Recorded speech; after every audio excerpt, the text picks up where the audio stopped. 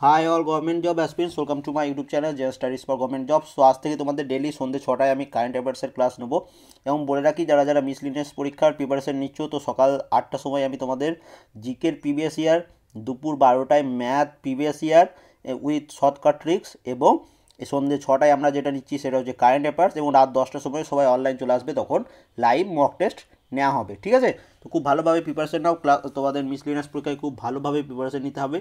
এবং আজকে যে কারেন্ট অ্যাফেয়ার্সটা করবো, কারেন্ট অ্যাফেয়ার্সটা আমাদের এই ইউটিউব চ্যানেলটা অনেকটা পিছিয়ে আছে। আজকে আমরা করছি সেপ্টেম্বরের 4th উইকের কারেন্ট অ্যাফেয়ার্স। ওকে, তো একদিক থেকে ভালো হয়েছে, অনেক ডিটেলসে তোমাদের পড়া যাবে, কারণ পিএসসি এখন অনেক ডিটেলসে কোশ্চেন দিচ্ছে। তো সেইরকমভাবেই আমি এই সেটটা বানিয়েছি। ফার্স্ট প্রশ্ন দেখো কি বলেছে, 2019-20 সালের অডিট ব্যুরো অফ সার্কুলেশনের নবনির্বাচিত চেয়ারম্যান কে? তো তোমরা যদি মিসলিনিয়াস পরীক্ষার 2018 সালের কোশ্চেনটাও দেখো, সেখানে দেখবে কারেন্ট অ্যাপয়েন্টমেন্ট থেকে একটা করে প্রশ্ন ছিল। তো এখানে এটার অ্যান্সার কী হচ্ছে? এখানে এটার অ্যান্সার হচ্ছে মধুকর ক্লোমাথ। অপশন সি হচ্ছে এটার অ্যান্সার। লন্ডনে একবিংশ শতাব্দীর আইকন পুরস্কারের কোন ভারতীয় গায়ক ম্যাগনিফিসেন্ট পারফর্মিং আর্টস পুরস্কার পেয়েছেন? তো এই অ্যাওয়ার্ডটি কাকে দেওয়া হয়েছে? এই অ্যাওয়ার্ডটি দেওয়া হয়েছে সোনু নিগমকে। তো অপশন বি হচ্ছে এটার অ্যান্সার। 3 নম্বর, কোন ভারতীয় সশস্ত্র বাহিনী পূর্ব লাদাখে চ্যাংথ্যাং প্রহর মহড়া সম্পন্ন করেছে? তো দেখো, এটা তোমাদের মহড়া থেকেও একটা প্রশ্ন তোমাদের কারেন্ট অ্যাফেয়ার্সে হয়ে গেল। তো এই মহড়াটা কারা করেছে? এই মহড়াটা করেছে ইন্ডিয়ান আর্মি। কোথায় করেছে? পূর্ব লাদাখ। পুসা যশাসবি কোন ফসলের একটি নতুন সম্ভাব্য জাত? তো এইখান থেকে তোমাদের নতুন প্রশ্ন ক্রিয়েট হতে পারে। তো মনে রাখবে, এই পুসা যশাসবি এটি হচ্ছে গমের একটি উন্নত মানের নতুন সম্ভাব্য জাত। এটা তৈরি করেছে কারা? এটা তৈরি করেছে IARI, মানে হচ্ছে ইন্ডিয়ান এগ্রিকালচার রিসার্চ ইনস্টিটিউট। এবং এই পুসা যশাসবি এর আরেকটা নাম হচ্ছে HD3226। এটা মনে রাখবে, খুব ইম্পর্টেন্ট তোমাদের পরীক্ষার জন্য। এবং এই যে গমের, এটা একটা নতুন প্রজাতি। তো এর মধ্যে সবথেকে বেশি পরিমাণে যেটা রয়েছে সেটা রয়েছে জিঙ্ক, প্রোটিন এবং গ্লুটেন। এই তিনটে উপাদান সবথেকে বেশি এই গমের মধ্যে পাওয়া যাচ্ছে। এবং এটা এমন ধরনের গম যেটা তৈরি করা হয়েছে যে এটাতে খুব সহজে পোকামাকড় লাগবে না, মানে খুব সহজে ক্ষয়ক্ষতিও হবে না। সেই গম মানে খুবই উন্নত মানের একটা গমের নাম হচ্ছে পুসা যশাসবি। তো আশা করি সমস্ত ডিটেলস তোমাকে এখানে দিতে পারলাম। এইগুলোই কিন্তু তোমাদের ফ্যাক্ট হিসাবে তোমাদের পরীক্ষায় কোশ্চেনে দিয়ে দেবে। 5 নম্বরে চলে যাচ্ছি। From leeches to slang blue 25 explosive ideas that made and are making modern medicine, এই বইটির লেখককে? তো এটা 2019-এর বুকস অ্যান্ড অথার্স সেপ্টেম্বর মান্থের। তো এইটার অ্যান্সার কী হবে? রূপা পায়। এই বইটির লেখক হচ্ছেন রূপা পায়। আমার সাথে সাথে বা আমার আগে অ্যান্সার করার চেষ্টা করবে, দেখবে কতগুলো অ্যান্সার করতে পারছো। কোন উচ্চ আদালত সম্প্রতি রায় দিয়েছে যে ইন্টারনেট অ্যাক্সেসের অধিকার শিক্ষার একটি মৌলিক অধিকারের মধ্যে পড়ছে এবং গোপনীয়তা অধিকারেরও একটি অংশ? তো এটা যে কোনো জায়গায় ঝামেলা হয়ে হোক, সেই জায়গায় ইন্টারনেট ডাউন করে দেওয়া হয়। কিছুদিন আগে কলকাতায় যেটা হচ্ছিল।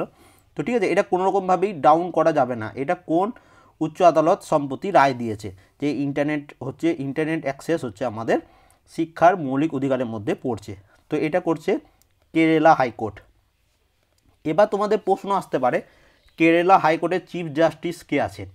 তো কেরালা হাইকোর্টের চিফ জাস্টিস, বর্তমান চিফ জাস্টিস হচ্ছেন এস মণিকুমার। পরবর্তী প্রশ্নে চলে যাচ্ছি। গ্যান্ড্যান টেক চেনলিং মঠটি সম্প্রতি খবরে প্রকাশিত হয়েছে, এটি কোন দেশে অবস্থিত? তো দেখো, এটাও একটা নতুন তোমাদের কারেন্ট ইস্যুর মধ্যেও পড়ছে বা কারেন্ট অ্যাফেয়ার্সের। এখানে দেখো এটা কি অ্যান্সার হচ্ছে তাহলে, গ্যান্ডন টেক চেনলিং এই মঠটি পড়ছে মঙ্গোলিয়াতে। ওকে, এবার এটা সম্প্রতি খবরে কেন এসেছিল? খবর এসেছিল কারণ ভারতের প্রধানমন্ত্রী নরেন্দ্র মোদী এবং ওখানকার মানে মঙ্গোলিয়ার প্রেসিডেন্ট, যার নাম হচ্ছে খাল্টাম্যাগেন বাটুলাগা, এনারা দুজন মিলে একটা লর্ড বুদ্ধার স্ট্যাচু উদ্বোধন করেছেন। ঠিক আছে, সেই জন্য এটা খুব রিসেন্টলি তোমাদের নিউজে এসেছে, তো এটাও মনে রাখবে। পরবর্তী প্রশ্নে চলে যায়, ভারতে প্রথমবারের মতো ট্রান্স আর্ট ফেস্টিভ্যাল আয়োজন করেছে কোন রাজ্য? তো ভারতে প্রথমবারের মতো ট্রান্স আর্ট ফেস্টিভ্যাল আয়োজন করেছে কেরালা। অপশন ডি হচ্ছে এটার অ্যান্সার। সেপ্টেম্বর লাস্ট উইকের আরেকটা বুকস অ্যান্ড অথার্স হচ্ছে বিং গান্ধী বইটির রচয়িতা কে? তো এই বিং গান্ধী বইটির রচয়িতা হচ্ছেন পারো আনন্দ। অপশন সি হচ্ছে এটার অ্যান্সার। নিট স্কিম, এ দেখো স্কিম রিলেটেড প্রশ্ন তোমরা ডাব্লিউবিসিএসে দেখতে পেয়েছো যে কেমন ধরনের প্রশ্ন আসছে।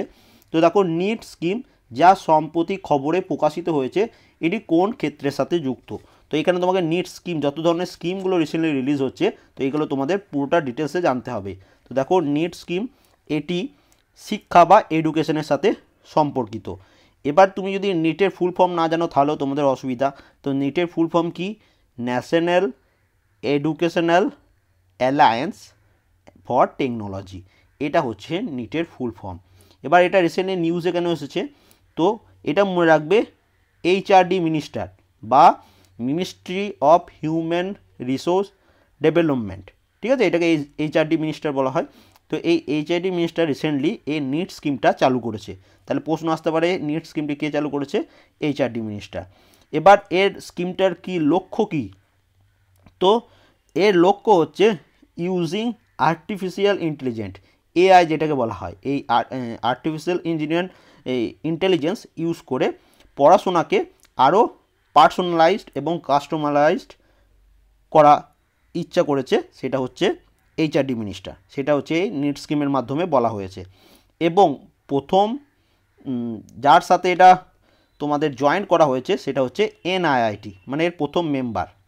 এর সাথে currently NIIT one of the its edutech company. Okay, পরবর্তী প্রশ্নে চলে যায়, দেওচা, পাঁচমি, দেওয়ানগঞ্জ, হরিণ সিংহ, কয়লা ব্লকটি কোন রাজ্যে অবস্থিত? এইটা রিসেন্টলিও নিউজে এসেছিল। তো দেখো দেওচা, পাঁচমি, দেওয়ানগঞ্জ, হরিণ সিংহ, কয়লা ব্লকটি এটি আমাদের পশ্চিমবঙ্গে অবস্থিত। পশ্চিমবঙ্গের কোথায়? পশ্চিমবঙ্গের হচ্ছে মোহাম্মদ বাজারের বীরভূম ডিস্ট্রিক্টের মোহাম্মদ বাজারে এটি রয়েছে। এবং এটা তোমরা মনে রাখবে, এই যে দেওচা, পাঁচামি, দেওয়ানগঞ্জ, এই কোল ব্লক বা কয়লা ব্লক যা বলবে, এটি হচ্ছে এশিয়ার লার্জেস্ট কোল মাইন, কোল রিজার্ভারের ক্ষেত্রে। ওকে, এবং এটি রিসেন্টলি তোমাদের সেন্ট্রাল গভর্নমেন্ট থেকে একটা অ্যাওয়ার্ডও পেয়েছে, যেটা মনে রাখবে। পরবর্তী প্রশ্ন চলে আসি আমরা। পরবর্তী প্রশ্ন দেখো কী রয়েছে, 2022 সালের বেজিং শীতকালীন প্যারা অলিম্পিকের অফিসিয়াল ম্যাসকট কোনটি? তো এটা একটা নতুন প্রশ্ন। দেখো 2022 সালে উইন্টার অলিম্পিক বা প্যারা অলিম্পিক দুটোই হবে বেজিংয়ে। এবার প্যারা অলিম্পিকের অফিসিয়াল ম্যাসকট হচ্ছে সিউই রন, এটা হচ্ছে 2022-এর বেজিং উইন্টার প্যারা অলিম্পিকের অফিসিয়াল ম্যাসকট। তোমাদের যদি প্রশ্ন আসে যে 2020-র বেজিং শীতকালীন অলিম্পিকের অফিসিয়াল ম্যাসকটকে, তখন অ্যান্সার হবে বিং ডিয়ন। তো এই দুটো মনে রাখবে, এইটা হচ্ছে তোমাদের প্যারা অলিম্পিকের অফিসিয়াল ম্যাসকট এবং এটা হচ্ছে অলিম্পিকের অফিসিয়াল ম্যাসকট। জাতিসংঘের মানে হচ্ছে ইউনাইটেড নেশনের সাধারণ পরিষদের 74তম অধিবেশন কোন শহরে অনুষ্ঠিত হয়েছে? তো এটি অনুষ্ঠিত হয়েছে নিউ ইয়র্কে। এই ধরনের প্রশ্ন কিন্তু পিএসসি রিসেন্টলি দিচ্ছে, তাই কিন্তু আমি এই প্রশ্নগুলো অ্যাড করছি, এগুলো একটু কঠিন লাগতে পারে। এবার দেখো girl power Indian women's who broke the rule, এই বইটির লেখককে? এটাও তোমাদের সেপ্টেম্বরের লাস্ট উইকের বুকস অ্যান্ড অথার্স। তো এটা অ্যান্সার হচ্ছে নেহা জে হীরানন্দিনী। অপশন ডি হচ্ছে এটার অ্যান্সার। পুরুষদের এশিয়ান ভলিবল চ্যাম্পিয়নশিপ 2019 কোন দেশ জিতেছে? তো পুরুষদের এশিয়ান ভলিবল চ্যাম্পিয়নশিপ 2019 এটা জিতেছে ইরান। রানার্স আপ কে আছে? আগের বছর তোমাদের মিসলিনাসে রানার্স আপ রিলেটেড একটা প্রশ্ন ছিল, তো মনে রাখবে রানার্স আপ হচ্ছে অস্ট্রেলিয়া। এবং যদি প্রশ্ন আসে কোন কান্ট্রি এই এশিয়ান ভলিবল চ্যাম্পিয়নশিপ হোস্ট করছে, তো তখন অ্যান্সার কী হবে? তখন অ্যান্সার হচ্ছে তেহরান। তো তোমরা একটা কমেন্ট করো তেহরানের রাজধানীর নাম কি, এটা কমেন্ট করে জানিও। 2019 C40 বিশ্ব মেয়র শীর্ষ সম্মেলনটি কোন শহরে অনুষ্ঠিত হয়েছে? তো C40 ওয়ার্ল্ড মেয়র শীর্ষ সম্মেলন 2019 এটি অনুষ্ঠিত হয়েছে কোপহেগেনে। অপশন ডি হচ্ছে এটার অ্যান্সার। মধ্যপ্রদেশের ব্র্যান্ড অ্যাম্বাসেডর নিযুক্ত হয়েছেন কে? তো এনাদের মধ্যে মধ্যপ্রদেশের ব্র্যান্ড অ্যাম্বাসেডর নিযুক্ত হয়েছেন গোবিন্দা। অপশন সি হচ্ছে এটার অ্যান্সার। এবার একটা জিনিস তোমরা জেনে রাখবে, মধ্যপ্রদেশের ক্যাপিটাল বা রাজধানী হচ্ছে ভোপাল। এর বর্তমান গভর্নর হচ্ছেন লালজি টন্ডন এবং এর বর্তমান সিএম মধ্যপ্রদেশের সিএমকে হচ্ছেন কমলনাথ। এবং আরেকটা জিনিস তোমরা এটা মনে রাখবে মধ্যপ্রদেশ সম্বন্ধে, যে মধ্যপ্রদেশের এরিয়া ওয়াইজ সেকেন্ড র্যাঙ্ক করছে এবং পপুলেশন ওয়াইজ ফিফথ র্যাঙ্ক করছে, এটা মনে রাখবে। পরবর্তী প্রশ্ন, বিশ্বের প্রথম উটের হাসপাতাল কোন শহরে খোলা হয়েছে? তো বিশ্বের প্রথম উটের ক্যামেল হসপিটাল এটি হয়েছে দুবাই। অপশন সি হচ্ছে এটার answer. Guinness book of world রেকর্ডের বৃহত্তম নৃত্য হিসেবে প্রবেশ করেছে কোন শহরের সোন্ডল নৃত্য ইতিহাস সৃষ্টি করেছে? তো দেখো, এই সোন্ডল ড্যান্স ফর্ম বা সোন্ডল নৃত্য এটি লাদাখের একটা ড্যান্স ফর্ম। তাহলে এটা একটা নতুন তোমাদের পরীক্ষায় আসতে পারে, প্লাস এটা হচ্ছে একটা কারেন্ট টপিক, কারণ এটি তোমাদের গিনিজ বুক অফ ওয়ার্ল্ড রেকর্ডেও নাম তুলেছে। তো লাদাখের সোন্ডল ড্যান্স ফর্ম বা সোন্ডল নৃত্য এটি গিনিজ বুক অফ ওয়ার্ল্ড রেকর্ডে নাম করেছে। এবার লাদাখ যেহেতু একটা আলাদা ইউনিয়ন টেরিটরি হয়ে গেছে, তো মনে রাখবে লাদাখে বর্তমানে মাত্র দুটো ডিস্ট্রিক্ট আছে, এক হচ্ছে কার্গিল এবং সেকেন্ড হচ্ছে লে। এই দুটো ডিস্ট্রিক্ট হচ্ছে লাদাখে। এবং তার সাথে যেটা তোমাদের মনে রাখতে হবে, লাদাখের ফার্স্ট এবং কারেন্ট লিউটিনেন্ট গভর্নর, কারণ ইউনিয়ন টেরিটরিগুলোতে গভর্নর থাকে না, সেখানে যে পোস্টটা থাকে সেই পোস্টটা হচ্ছে লিউটিনেন্ট গভর্নর। তো বর্তমান লিউটিনেন্ট গভর্নর হচ্ছেন রাধাকৃষ্ণ মাথুর। এটা মনে রাখবে, কারণ তোমাদের কাশ্মীর রিলেটেড হয়তো ক্লার্কশিপে এসেছিলো মনে হয় পরীক্ষায় কোশ্চেন। ওকে, তো এটাও মনে রাখবে যে লাদাখের বর্তমান লিউটেন্যান্ট গভর্নর হচ্ছেন রাধাকৃষ্ণ মাথুর। পরবর্তী প্রশ্নে আমরা চলে আসছি, কোন রাজ্য পর্যটন মহিলাদের দ্বারা পরিচালিত একটি জাতিগত খাদ্য রেস্তোরাঁ জন্য পাতা গোল্ড পুরস্কার পেয়েছে? এই পাতা গোল্ড পুরস্কার পেয়েছে কোন রাজ্য পর্যটন?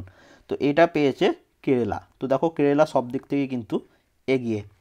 লাস্ট প্রশ্ন, কোন প্রখ্যাত সাংবাদিকতার জন্য প্রথম গৌরী লঙ্কেশ জাতীয় পুরস্কার পেয়েছেন?